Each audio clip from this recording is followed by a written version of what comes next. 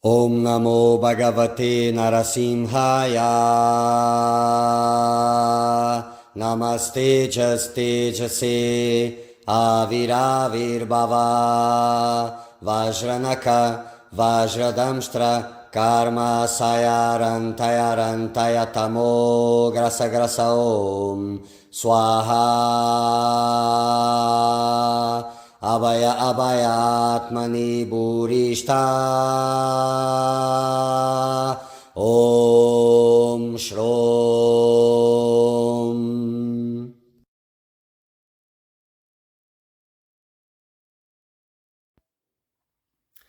Moving on with the Essen Gospel of Peace, Jesus continues, love the Lord thy God with all thy heart and with all thy soul and with all thy strength. This is the first and greatest commandment.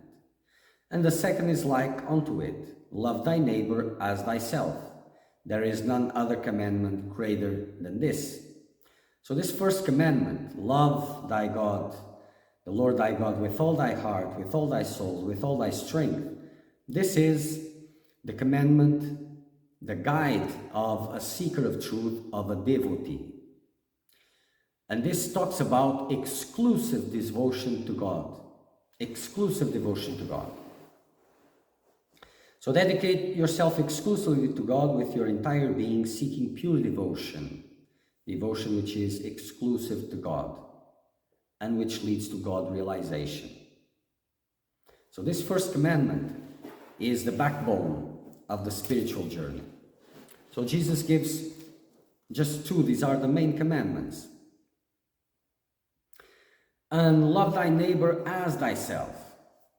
So we could say that don't do to others, people or animals, what you don't expect them doing to you. Or treat others always in the way that you would like to be treated yourself, or with the same attention you expect from others.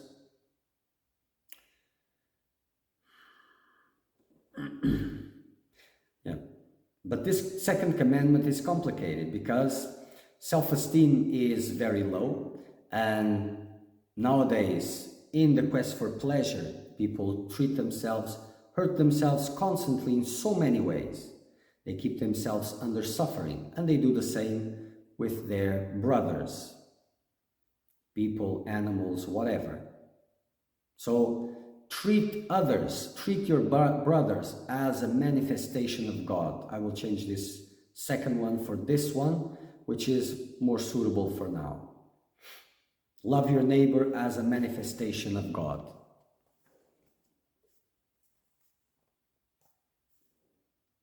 So, continuing with the gospel. And after these words, they all remained silent, save one who called out, what am I to do, master, if I see a wild beast rend my brother in the forest? Shall I let my brother perish, or kill the wild beast? Shall not I thus transgress the law? And Jesus answered, it was said to them of old time, all beasts that move upon the earth, all the fish of the sea, and all the fowl of the air, are given into thy power. I tell you truly, of all creatures living upon the earth, God created only man after his image. Wherefore beasts are for men, and not men for beasts. You do not, therefore, transgress the law if you kill the wild beast to save your brother's life. For I tell you truly, man is more than the beast. But he who kills the beast without a cause, though the beast attack him not, through lust for slaughter, or for its flesh, or for its hide, or yet for its tusks, evil is the deed which he does, for he turned into a wild beast himself. Wherefore his end also as the end of the wild beast. Then another said, Moses, the greatest in Israel, suffered our forefathers to eat the flesh of clean beasts, and forbade only the flesh of unclean beasts. Why therefore do you forbid us the flesh of all beasts? Which law comes from God, that of Moses or your law? So here, Something important is to say again that this attitude, so before, when they were suffering intensely, when they had demons, and they had hopes that Jesus would heal them, and even after Jesus healed them, Jesus were a messenger of God, Jesus was the Son of God, Jesus was the highest. But as soon as Jesus starts touching their attachments, their preferences, that the paths that leads them to demons, they start questioning. Questioning in a way, now, first you are the Son of God, the messenger of God, and now which laws are from God, yours or Moses? So this is complicated because it's not difficult to come back to God's grace after so many sins, but it's easy to lose it if you don't bear the right attitude, because you will incur in offense to God.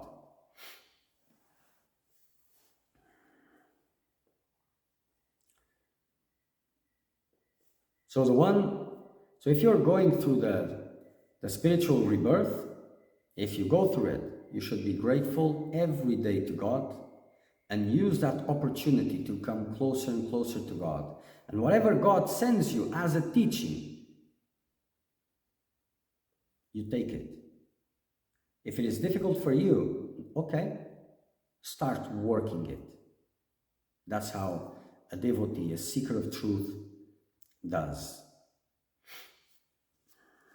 You can question, you can make questions, but not with this attitude because of attachments, but in a way to understand better so that you can act on it better. Continuing with the Gospel. And Jesus answered, God gave by Moses 10 commandments to your forefathers. These commandments are hard, said your forefathers, and they could not keep them. When Moses saw this, he had compassion on his people, and would not that they perish. And then he gave them 10 times 10 commandments. For he whose feet are strong as the mountain of Zion never needs no crutches, but he whose limbs do shake gets further having crutches than without them. And Moses said to the Lord, my heart is filled with sorrow, for my people will be lost, for they are without knowledge, and are not able to understand thy commandments. They are as little children, who cannot yet understand their father's words. Suffer, Lord, that I give them other laws, that they may not perish.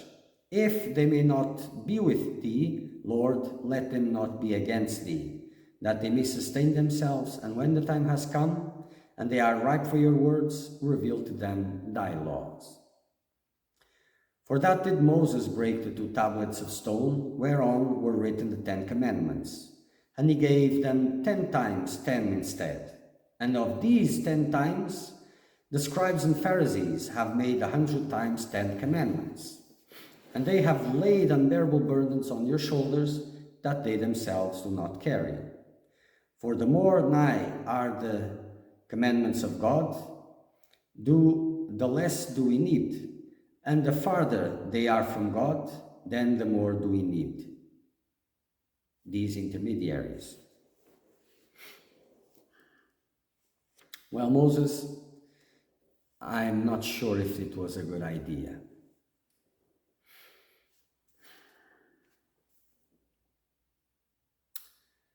So the laws of God are simple, need no intermediaries. They are needed when the distance is long from God, when people are supposedly in the path towards God, but they are protecting their lives, attachments, and all of that. And sometimes what happens is this intermediary wants to continue to be important. And this is why Jesus talked about a dead scripture, because it was made by men, by the Pharisees and the scribes. These were not the laws of God. The laws of God were those that God gave to Moses in the first place. different.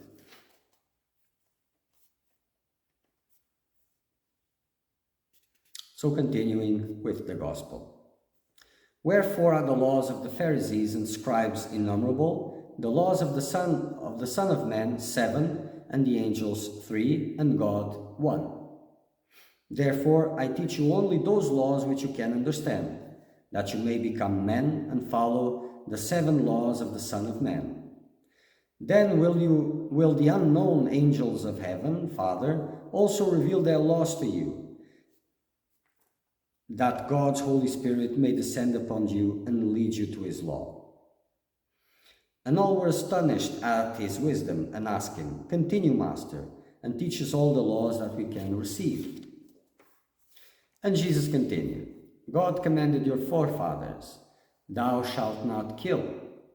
But their heart was hardened, and they killed. Then Moses desired that at least they should not kill men, and he suffered them to kill beasts. And then the heart of your forefathers was hardened yet more, and they killed men and beasts likewise. But I say to you, kill neither men, nor beasts, nor yet the food which goes into your mouth. For if you eat living food, the same will quicken you, but if you kill your food, the dead food will also kill you. For life comes only from life, and from death comes only death. For everything which kills your foods kills your bodies and soul, and everything which kills your bodies kills your souls also. And your bodies become what your foods are, even as your spirits likewise become what your thoughts are. Therefore, eat not anything which fire or frost or water has destroyed. For burned, frozen, and rotted foods will burn, freeze, and rot your body also. Be not like the foolish husbandman who sowed on his ground cooked and frozen and rotten seeds, and the autumn came, and his fields bore nothing, and great was his distress. But be like that husbandman who sowed in his field living seeds, and whose field bore living ears of wheat, paying 100-fold. For the seeds which he planted. For I tell you truly, live only by the fire of life, and prepare not your foods with the fire of death, which kills your food, your bodies, and your souls. So this is about vibration, keeping a vibration high. And other things about the body, but I will not go into that. Master, where is the fire of life? Asked some of them. In you, in your blood, and in your bodies. And the fire of death? Asked others. It is the fire which blazes outside your body, which is hotter than your blood.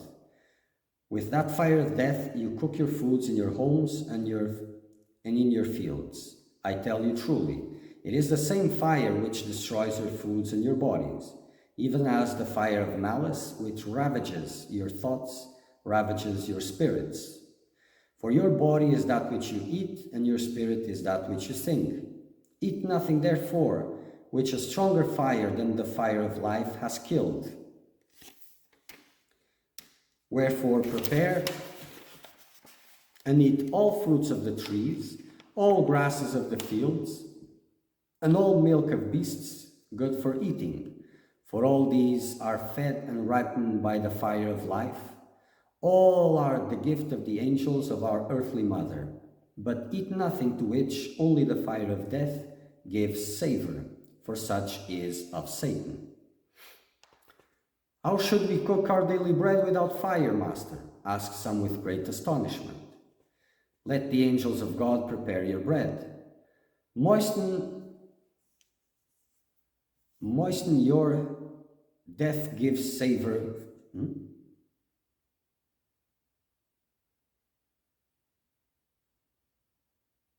Let the angels of God prepare your bread. Moisten your wheat, that the angel of water may enter to it. Then set it in the air, that the angel of air also may embrace it, and leave it from morning to evening beneath the sun, that the angel of sunshine may descend upon it. And the blessing of the three angels will soon make the germ of life sprout in that weed. Then crush your grains and make thin wafers, as did your forefathers when they departed out of Egypt, the house of bondage. Put them back again beneath the sun from its appearing, and when it is risen to its highest in the heavens, turn them over on the other side, that they may be embraced there also by the angel of sunshine, and leave them there until the sun be set. For the angels of water, air, and sunshine fed and ripened the wheat in the field, and they likewise must prepare your bread. And the same sun which the fire of life made the wheat grow and ripen must cook your bread with the same fire. For the fire of the sun gives life to the wheat, to the bread, and to the body, but the fire of death kills the wheat, the bread, and the body. And the living angels of the living God serve only living men, for God is the God of the living and not the God of the dead. So eat always from the table of God the fruits of the trees, the grains and grasses of the field, the milk of the beasts, and the honey of the bees. For everything beyond these is of Satan, and leads by the way of sins and diseases unto death. But the foods which you eat from the abundant table of God give strength and youth to your body, and you will never see diseases. For the table of God fed Methuselah of old. And I tell you truly, if you live even as he lived, then will the God of the living give you also long life upon the earth, as was his. For I tell you truly, the God of the living is richer than all the rich of the earth, and his abundant table is richer than the richest table of the feasting of all the rich upon the earth.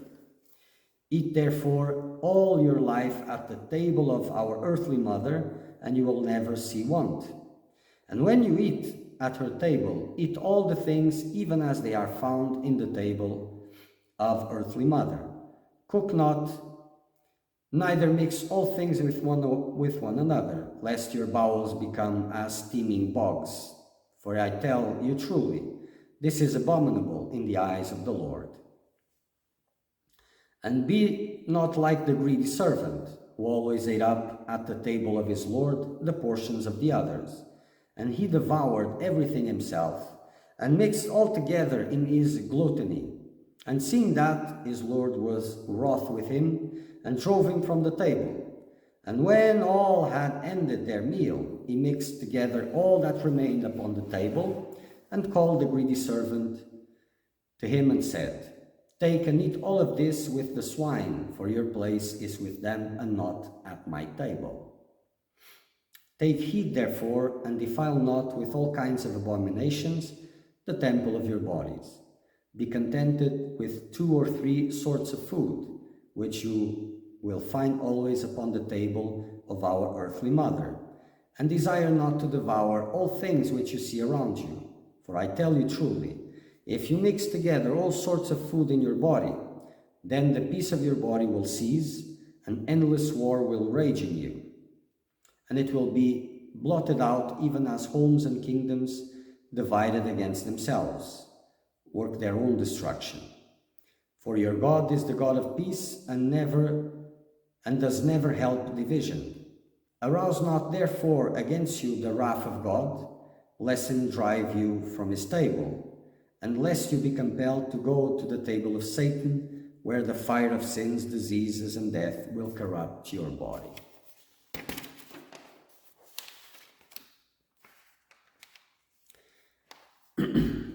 And when you eat, never eat unto fullness. Flee the temptations of Satan, and listen to the voice of God's angels. For Satan is the power, and his power tempts you always to eat more and more. And we need to remember that temptation is the path for Satan, for his demons. And it starts with little things. It's always the little things. You didn't start with sins immediately, neither offenses. You start by giving in small bits into temptations. A little bit here, a little bit there, a little bit there. And that led you to sins and offenses and, for some, demons. Or in some way, demons.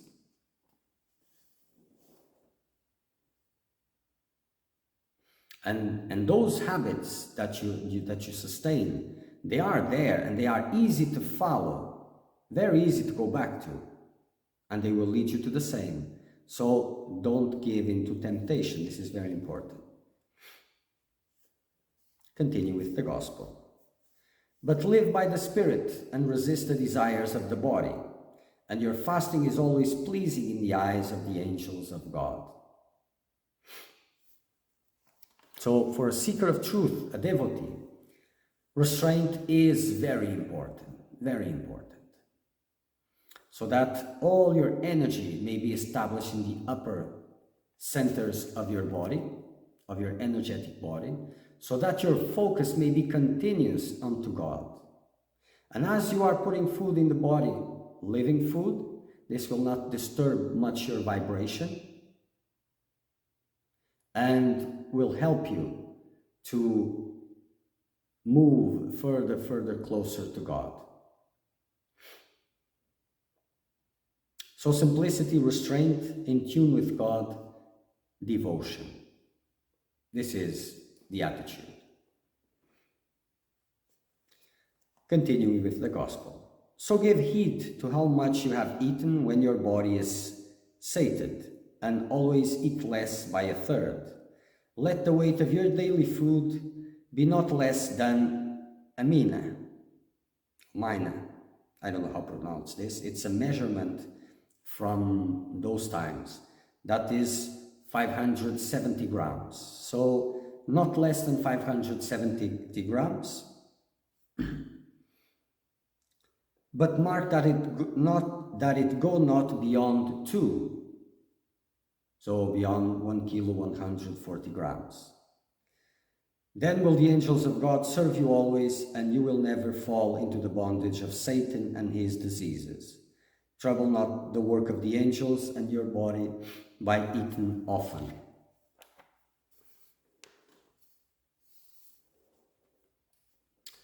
So above was the don't disturb your body by eating often. Don't trouble the work of the angels. So don't trouble the work of the angels. What does this mean? It means that when you are on the spiritual journey, when you are meditating, working intensely, when you are serious, a lot of light beings come to your assistance and they work your energetic body, they prepare you to move higher and higher. But if you're eating too much or not focusing in God enough, because it's all about that, then they cannot assist you, or very little, because you are always disturbing that work, so there's no point.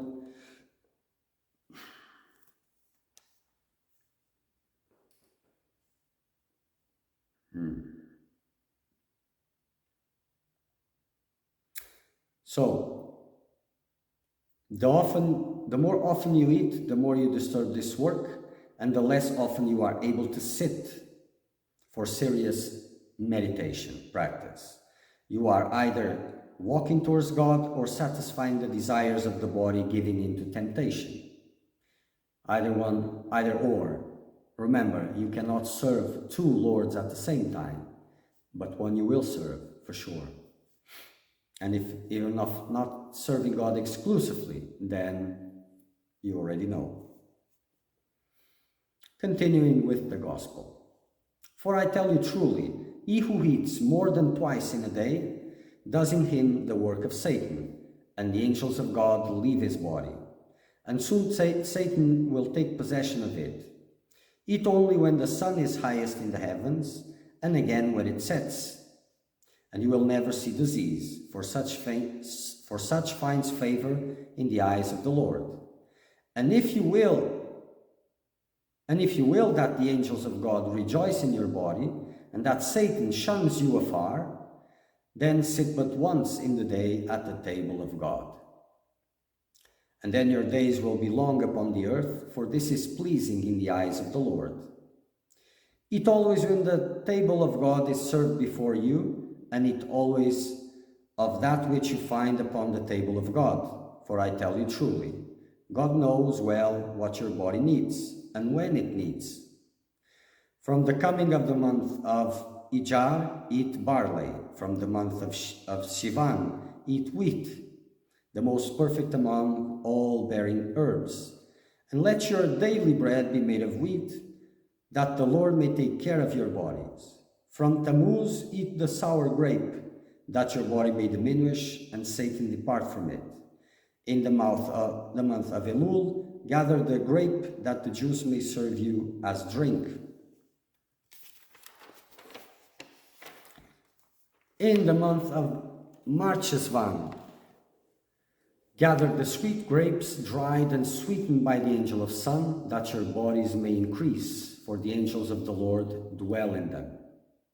Then you should eat figs rich in juice in the months of Ab and Shebat, and what remain, let the angels of the sun keep them for you. Eat them with the meat of almonds in the months when the trees bear no fruits, and the herbs which come after the rain. These eat in the month of Tebet, that your body may be cleansed of all your sins. And in the same month begin to eat also the milk of your beasts, because for this did the Lord give the herbs of the fields to all the beasts which render milk, that they might with their milk feed men. For I tell you truly, happy are they that eat only at the table of God and eschew all the abominations of Satan. So what this means is eat seasonable foods and local foods according to where you live. So these foods were from that region. In your region, there are local foods which are good for your body. But these days, these things are complicated because even what's planted here comes from afar, so it's a big confusion. But with time, patience, dedication, a lot can be done. Continuing with the gospel. Eat not unclean foods brought from far countries, but eat always that which your trees bear. For your God knows well what is needed for you, and where and when, and he gives to all people of all kingdoms for food that which is best for each, and not as the heathen do, who stuff themselves in haste, defiling their bodies with all manners of abominations.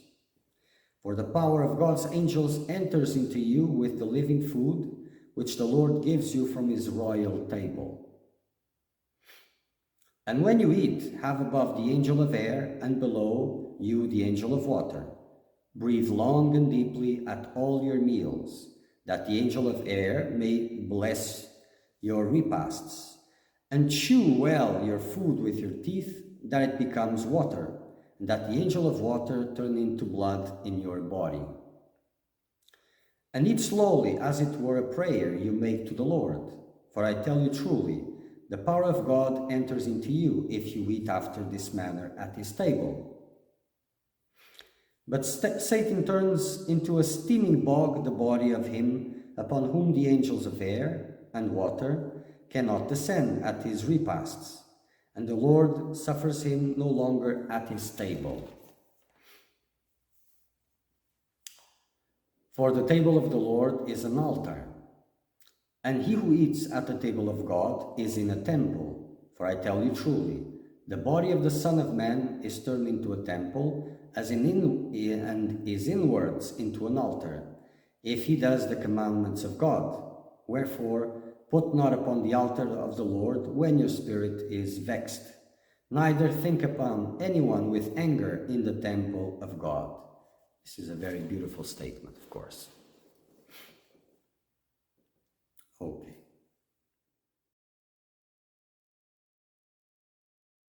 Om Namo Bhagavate Narasimhaya. Namastejastejase Aviravirbhava Vajranaka Vajradamstra Karma Sayarantaya Tamo Grasa Grasa Om Swaha Abhaya Abhaya Atmani Burishta